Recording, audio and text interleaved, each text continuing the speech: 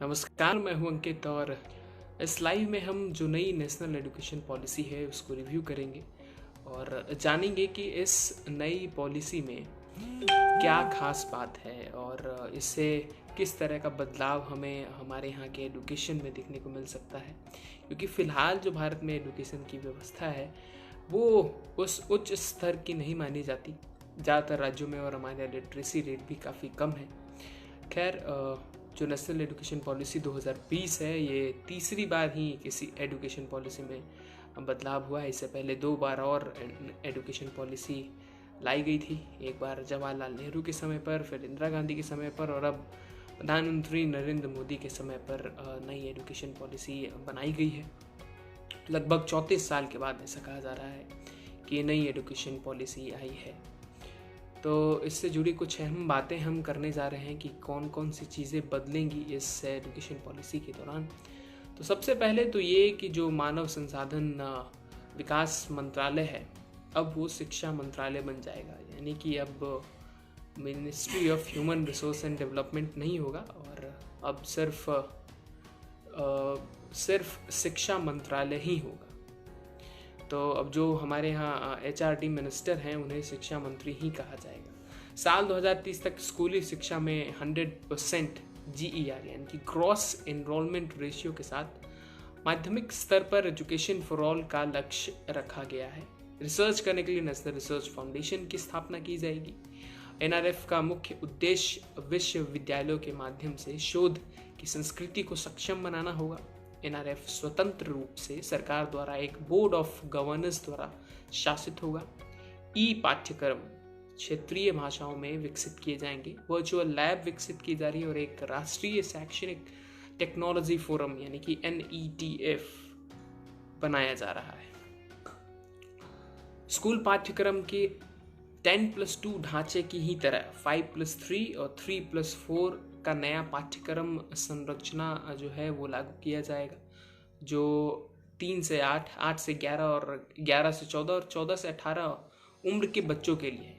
इससे अब तक दूर रखे गए 3 से 6 साल के बच्चों को स्कूली पाठ्यक्रम के तहत लाने का प्रावधान है, जिसे विश्व स्तर पर बच्चे के मानसिक विकास के लिए महत्वपूर्ण चरण के रूप में मान्यता दी गई है।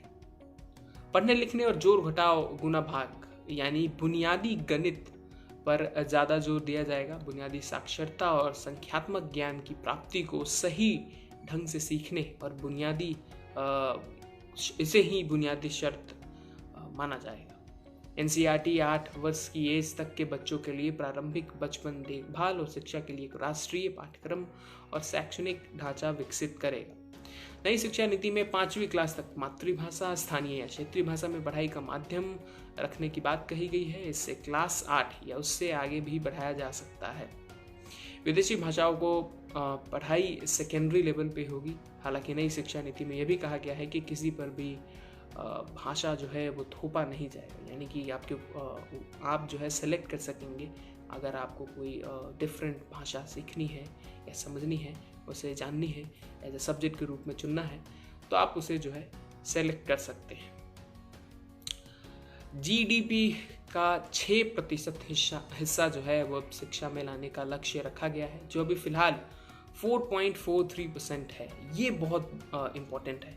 हम अपनी GDP का सिर्फ 4.43% ही है जो GDP इस्तेमाल करते हैं पढ़ाई में, लेकिन अब इसे बढ़ाकर 6% किया जाएगा। अगर आप ज़्यादातर जो डेवलप्ड कंट्रीज़ हैं वहाँ पर देखें तो 5% से ज़्यादा ही जो GDP का हिस्सा है वो इस्तेमाल किया जाता है, जैसे कि स्वीडन हो गए, यूनाइटेड स्टेट्स में भी 5% के आसपास, और कई सारे देशों में 5% से ज़्यादा इस्तेमाल किया जाता है। कहीं कहीं पर 7% भी इस्तेमाल किया जाता है पढ़ाई को बेहतर बनाने में, देश के नव युवकों को पढ़ाई मुहैया कराने के लिए।